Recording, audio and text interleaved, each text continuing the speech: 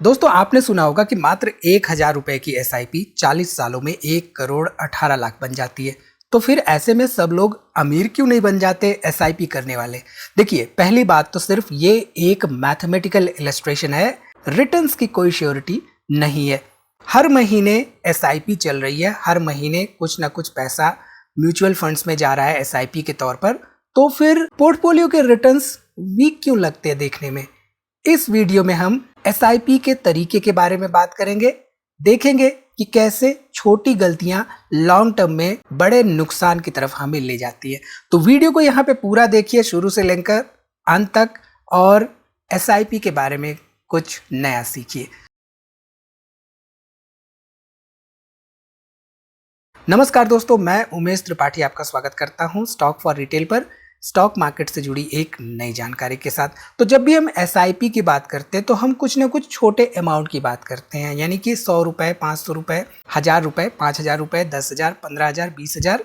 ये छोटा अमाउंट किसी के लिए बड़ा अमाउंट भी हो सकता है। अब यहाँ पे आगे बढ़ने से पहले एक छोटा सा डिस्क्लेमर देना बहुत जरूरी हो जाता है कि ये वीडियो सिर्फ एजुकेशन के पर्पज से, यहाँ जो भी हम डिस्कस करेंगे, जो भी हम एग्जांपल्स लेंगे, वो किसी तरह के रिकमेंडेशंस नहीं होंगे। ठीक है, तो चलिए बढ़ते हैं पहली गलती की ओर। तो पहली और इम्पॉर्टेंट गलती जो करीब करीब 80 से 85% एसआईपी इन्वेस्टर्स करते हैं वो ये होती है कि एसआईपी के पोर्टफोलियो को एक डेट टाइप ऑफ इंस्ट्रूमेंट समझने लगते हैं। अब डेट इंस्ट्रूमेंट क्या होता है? जैसे कि एफडी में हम क्या करते हैं, मान लीजिए 100 रुपए इन्वेस्टमेंट किया तो at the end of the year हमें पता है कि भाई उसमें कितना रिटर्न्स मिलेगा।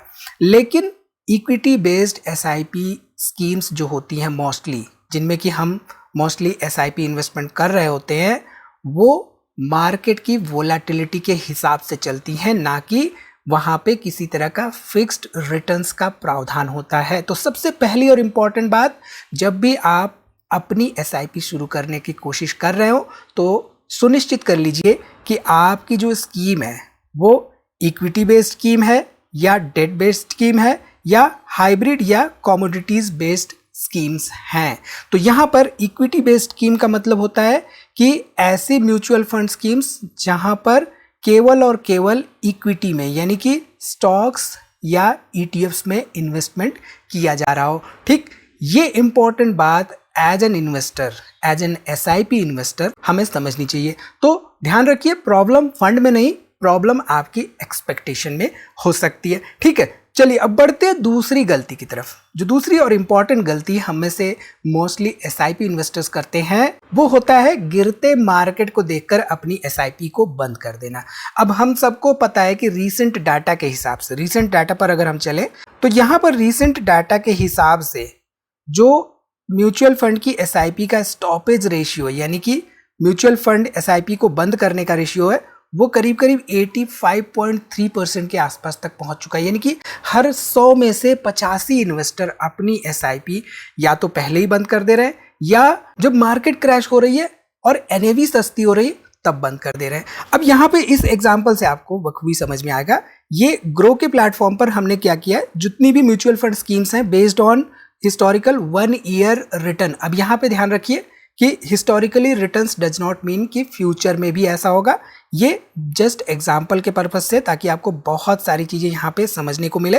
तो यहाँ पे आप ध्यान दीजिए, तो मोस्टली एक साल में जिन्होंने भी 70% या उससे ज्यादा रिटर्न्स दिए हैं वो या तो गोल्ड बेस्ड स्कीम्स हैं या सिल्वर बेस्ड स्कीम्स हैं। अब अगर हम ध्यान दें तो पिछले 1-1.5 सालों में गोल्ड एंड सिल्वर के प्राइसेस में, कमोडिटी खासतौर पे, ये कमोडिटी के प्रोडक्ट्स है राइट, इनके प्राइसेस में 100-150% तक की भी अपवर्ड मूवमेंट देखी गई है। तो ऑब्वियसली जिन्होंने पिछले 1 साल में एसआईपी चालू की होगी या 2 साल में चालू की होगी, तो वहां पे रिटर्न्स एक्सपेक्टेशन से ज्यादा मिल रहा होगा। अब दिस डज नॉट मीन कि भाई 5 सालों का भी रिकॉर्ड यही होगा, 10 सालों का भी रिकॉर्ड यही होगा। सिंपल से मैं आपको बताता हूं, एक्सिस गोल्ड फंड है 76% का रिटर्न्स 1 साल में है, लेकिन 3 साल में यहाँ पे 34% का रिटर्न है और 5 साल में यहाँ पे देखें तो मात्र 22% का रिटर्न है। अब अगर हम चले इक्विटी स्कीम पर, तो इक्विटी स्कीम में एक एग्जांपल ले लेते हैं। यहाँ पे Edelweiss emerging markets opportunities equity offshore fund है। ऑफशोर फंड मतलब बाहर के फंड्स। यहाँ पे 1 साल में 47%, 3 साल में 16% और 5 साल में मात्र 4.9%। Similarly China equity offshore fund यहाँ पे देखें तो 1 साल में 47%, 3 साल में 11% और 5 साल में मात्र 0.72%। इसी तरह से और भी यहाँ पे फंड्स हैं जिनके की रिटर्न्स कहीं पे 5 साल में 3% है, कहीं पे 1% है। तो किसी म्यूचुअल फंड स्कीम ने पिछले 1-2 साल में परफॉर्मेंस दिखाया है डज नॉट मीन कि वहां पर एसआईपी की शुरुआत की जा सकती है। ठीक है, अब जब हम एसआईपी करते हैं तो मोस्टली हम क्या देख रहे होते हैं, हम ओवरऑल रिटर्न्स देख रहे होते हैं कि भाई ये जो पर्टिकुलर स्कीम है इसने 40% का रिटर्न्स दिया है, ये जो पर्टिकुलर स्कीम है इसने 50% का रिटर्न्स दिया है। तो हम वहाँ पे कुछ ना कुछ गलती कर रहे होते हैं, क्योंकि वहाँ पर हम जो हर महीने की एसआईपीज हो सकती हैं उनको कंसीडर नहीं कर रहे होते। तो ऐसे में हमें XIRR डेटा देखना चाहिए। अब XIRR क्या होता है आपको बताता हूँ। यहाँ पे फॉर एग्जांपल टोटल जो रिटर्न्स रहा है एक सर्टेन पोर्टफोलियो का वो 74% के आसपास दिख रहा है, बट इसका XIRR मात्र 16.38% के आसपास देखने को मिल रहा है। अभी XIRR का मतलब होता है extended internal rate of returns, यानी कि जो आपने हर महीने जो SIP करते जा रहे हैं उसको भी ये अकाउंट में लेता है आपका ओवरऑल रिटर्न्स कैलकुलेट करने के लिए। तो इस बात का ध्यान देके हमें चलना चाहिए जब भी हम SIP के लिए जा रहे हो। ठीक, ये तो बात हो गई यहाँ पे हमारे 2 इंपॉर्टेंट मिस्टेक्स की। अब तीसरे इंपॉर्टेंट मिस्टेक की तरफ बढ़ते हैं, मार्केट को टाइम करने का मिस्टेक। यानी कि बहुत सारे इन्वेस्टर्स ऐसे होते हैं जो सोचते हैं कि मार्केट थोड़ा सा या तो गिर जाए या थोड़ा स्टेबल हो जाए तो मैं अपनी SIP की शुरुआत करूं। अब मैं आपको एक सिंपल सा यहाँ पे इलस्ट्रेशन दिखाता हूँ, एक एग्जाम्पल दिखाता हूँ। 2017 का ये पर्टिकुलर यहाँ पे एग्जाम्पल मैंने ले रखा है। 2017 में यहाँ पे देखें तो रिटर्न्स केवल यहाँ पे 3.6% के आसपास था। आप अपनी यहाँ पे टॉप ये जो कॉर्नर है यहाँ पे देखिए, और जैसे जैसे मैं इसको मूव करूंगा आप देखिए कि ये पर्टिकुलर जो रिटर्न्स का कॉलम है ये कैसे मूव हो रहा है। 2018 में मात्र 0.5%, 2018 यहाँ पे 2018 करते करते 2019 पे 5%, और फिर 2020 आते आते यहाँ पे करीब करीब 11.36%। लेकिन जब गिरावट हुई तो गिरावट के साथ आप देखिए यहाँ पे इस पर्टिकुलर पोर्टफोलियो में -22.96% रिटर्न्स।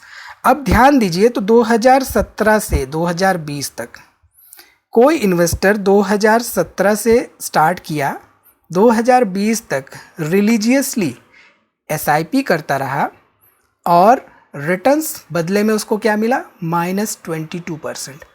ऐसे में एक आम इन्वेस्टर क्या करेगा, ऑब्वियसली मार्केट को वही भला बुरा कहेगा और कहेगा कि भाई मार्केट में तो हर कोई लॉस ही करता है, चलो एग्जिट कर जाते हैं, पोर्टफोलियो अपनी क्लोज कर देगा। अब देखिए इसके बाद क्या हुआ, 2020 के बाद यहाँ पे 2020 में ही 3% हो गया, 21 आते आते 32%, 21 दिसंबर आते आते 50%, यहाँ पे अगस्त 2022 आते आते 40% और जून 2023 आते आते 40%। इसके साथ ही साथ यहाँ पे 26 मार्च 2024 को करीब करीब 63% एंड 29 सितंबर 2024 को 95% के आसपास का रिटर्न्स। अब ये मैं किसी तरह का यहाँ पे आपको सियोरिटी वाली बात नहीं बता रहा हूँ, मैं टाइम स्पेंड करने वाली बात बताता हूँ।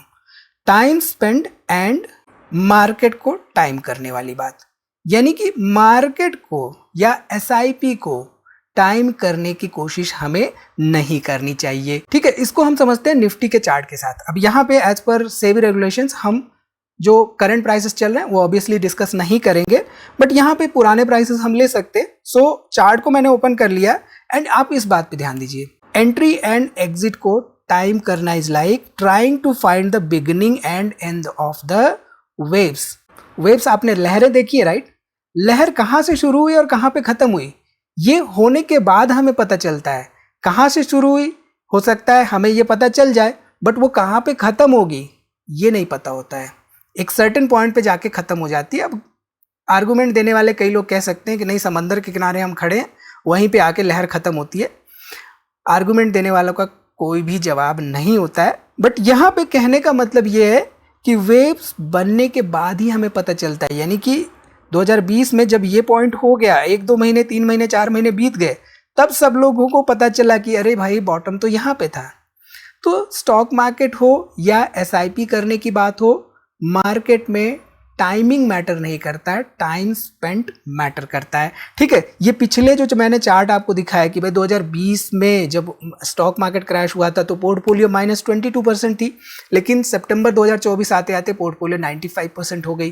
तो ये बातें हमें ध्यान में देके चलनी चाहिए। ठीक, चलिए अब आते हैं चौथे और मोस्ट इंपॉर्टेंट पॉइंट पर, अपनी एसआईपी को स्टेप अप नहीं करना है। स्टेप अप क्या होता है आगे आपको समझ में आएगा अगले 1-2 मिनट में। एसआईपी जब भी हम करते हैं शुरुआत में, तो मान लीजिए हमने शुरुआत की, हमारी एज है 22-23 साल और अभी अभी हमारी नौकरी लगी है, जॉब लगी है और जॉब में हमें थोड़ा सा अमाउंट मिल रहा है। उस अमाउंट में हमने कुछ सर्टेन अमाउंट इन्वेस्टमेंट करना शुरू किया, मान लीजिए 2000 या 5000 इन्वेस्टमेंट करना शुरू किया। अब 10 साल के बाद या 5 साल के बाद या 15 साल के बाद वही अगर हम अमाउंट इन्वेस्टमेंट कर रहे हैं तो उसका खामियाजा लॉन्ग टर्म में दिखने को मिल सकता है। कैसे मिल सकता है आगे आपको क्लियरली समझ में आएगा। सो हमारी कोशिश यहाँ पे ये होनी चाहिए कि हम हर साल एटलीस्ट अपने ओवरऑल एसआईपी को स्टेप अप करते रहे। यहाँ पे जो चार्ट हमने दिखाया था राइट, उस चार्ट पर अगर हम वापस जाएं तो इस चार्ट में जो आपको दिख रहा है 53 रुपये, 128 रुपये, -293 रुपये, तो ये मात्र 500 या 1000 रुपये की एसआईपी रही होगी। बट यहाँ पे 2022 आते आते जो यहाँ पे दिख रहा है 1,46,000, क्या सिंपल 1000 की एसआईपी रही होगी? भाई 2017 से 2022 तक अगर 1000 रुपये के हिसाब से जोड़ा जाए तो कितना अमाउंट होता है आप लोग कैलकुलेट करके कमेंट में बताइए। क्या उस पे 47% इतना एड ऑन हो जाएगा? तो स्टेप अप यहाँ पे इंपॉर्टेंट हो जाता है। कैसे हो जाता है इसको सिंपल से एग्जांपल से समझ लेते हैं। मान लीजिए 1000 रुपये का यहाँ पे, ये जस्ट इलस्ट्रेशन है, क्या होगा किसी को नहीं पता, बट 1000 रुपये की एसआईपी 40 सालों के लिए 12% के हिसाब से total invested amount 4,80,000 and as per calculations 1,18,00,000 हो जाता है। तो वीडियो की शुरुआत में हमने आपको यही बताया था। अब इसमें अगर हर साल 10% की स्टेप अप कर दी जाए और टेन्योर वही रखा जाए तो यही अमाउंट यहाँ पे हो जाता है करीब करीब 3,50,00,000। तो इसलिए स्टेप अप जो है करना जरूरी होता है। तो 5% हो या 10% स्टेप अप करने से फाइनल पोर्टफोलियो में 20-30 साल के बाद की पोर्टफोलियो में 30-40 इवन 50% तक का कॉर्पस में हमें डिफरेंस देखने को मिल सकता है। ठीक है, इसके साथ ही साथ पांचवी और इम्पॉर्टेंट गलती, हम मान लीजिए एक सिनारियो आपको देता हूं कि आपको इन्वेस्टमेंट करते हुए एसआईपी करते हुए 2-3 साल हो चुके हैं, आपका रिटर्न्स यहाँ पे करीब करीब 9% दिख रहा है और आपके किसी दोस्त भाई साहब आए, उन्होंने दिखाया कि फला जो स्कीम है उसमें तो 17% का रिटर्न्स मिलता हुआ दिखाई दे रहा है। तो आप टेम्पटेड होंगे, आपको टेम्पटेशन होगी कि भाई इस स्कीम को एग्जिट कर दो और दोस्त वाली स्कीम को सवार हो जाओ, उसमें चालू कर दो। तो यहाँ पर म्यूचुअल फंड स्कीम्स को बदलना ओवरऑल रिटर्न्स को हर्ट करता है लॉन्ग टर्म में। एसआईपी का बेनिफिट कंसिस्टेंसी से आता है, ना कि एक्साइटमेंट से। सो ऑल इन ऑल गलती फंड सिलेक्शन से कम हमारे बिहेवियर से ज्यादा होती है। अब यहाँ पे एक सिंपल सा आपको एग्जाम्पल देता हूँ। एक म्यूचुअल फंड स्कीम है, मान लीजिए MS1 है ये म्यूचुअल फंड स्कीम में एग्जिट लोड आप देखिए तो 1% का है, अगर रिडीम किया जाता है विद इन 7 डेज। 1% का एग्जिट लोड, यानी कि म्यूचुअल फंड लिया, चौथे 5वें दिन आपको किसी दोस्त ने कहा कि नहीं भाई ये वाला नहीं वो वाला, आपने एग्जिट कर दिया, तो एग्जिट लोड सीधे सीधे 1% का लग गया। अब वहीं पे MS2 मान लेते हैं, MS2 यहाँ पे दूसरी म्यूचुअल फंड स्कीम है। तो इस MS2 में देखिए 1% का एग्जिट लोड है अप टू 1 ईयर, यानी कि अगले 1 साल के अंदर आप उसको ये सोच के एग्जिट कर दे रहे हैं कि भाई इसमें तो वैसा रिटर्न्स नहीं मिल रहा जैसा मैं एक्सपेक्ट कर रहा था। तो 1% का एग्जिट लोड अपफ्रंट यहाँ पे लग गया। On the top of this stamp duty भी लग गई। इसके साथ ही साथ 1 साल से पहले एग्जिट करने पर हमारा जो टैक्सेशन सिस्टम है वो भी तैयार बैठा रहता है। सो यहाँ पे टैक्सेशन लग जाता है 20% अगर 1 साल से पहले रिडीम कर लेते हैं। तो रिडीम करना मतलब बदल रहे हैं, इट मीन्स हम रिडीम कर रहे हैं। वहाँ पर ये नहीं कि हमने फला स्कीम में इन्वेस्टमेंट किया था 1 लाख का, वही 1 लाख हमारे दूसरे स्कीम में चला गया, तो हमें तो ये लगेगा कि भाई नहीं भाई मेरा तो 1 लाख यहाँ से वहाँ गया, बट उस पर भी जो भी रिटर्न्स मिल रहे होंगे वो 20% पे टैक्स हो जाते हैं। और डेट म्यूचुअल फंड्स के केस में तो मोस्टली जो स्कीम्स होती हैं डेट वाली, वो आपके इनकम स्लैब के हिसाब से टैक्स की जाती हैं। सो इन बातों का हमें ध्यान दे के चलना चाहिए। साथ ही साथ जल्दी एग्जिट करने पर क्या होता है, जो कंपाउंडिंग का इफेक्ट होता है, जो मैंने आपको चार्ट दिखाया था, 1000 की एसआईपी, छोटी सी एसआईपी 2020 तक नेगेटिव में थी, 2024 आते आते सितंबर 95% की हो गई। तो जो कंपाउंडिंग का इफेक्ट होता है उससे पोर्टफोलियो वंचित रह जाता है जल्दी जल्दी इधर का उधर करने पर। ठीक है, सो अगली बार आपको कहीं पे ये वीडियो दिखे इससे रिलेटेड कि 1000 रुपए की एसआईपी 60 सालों के लिए 12% का एक्सपेक्टेशन हो जाएगा 13 करोड़, तो आप जरा रुकिए, ठहरिए और देखिए कि आपकी इन्वेस्टिंग एपेटाइट कितनी है, यानी कि आप कितने लंबे समय तक एसआईपी करने जा रहे हैं। टाइम मैटर करता है, टाइमिंग नहीं मैटर करती। इस बात को ध्यान में देते हुए एसआईपी करने का डिसीजन लीजिए। तो इस वीडियो में इतना ही दोस्तों। आई थिंक यहाँ से आपको काफ़ी कुछ सीखने को मिला है। अब तो एक लाइक जरूर से जरूर बनता है, लाइक नहीं किया तो अब लाइक तो करके ही जाओ आप। कमेंट कोई भी आपका डाउट हो तो जरूर से जरूर करिए। और हाँ, आप को वीडियो कैसी लगी ये भी आप कमेंट करके बता सकते हैं। इस वीडियो में इतना ही दोस्तों, मिलते हैं अगली वीडियो में एक नई जानकारी के साथ। तब तक अगर आपने सब्सक्राइब नहीं किया है तो कर लीजिए, वीडियो को दोस्तों में शेयर कर दीजिए और आप अपना बहुत ख्याल रखिए।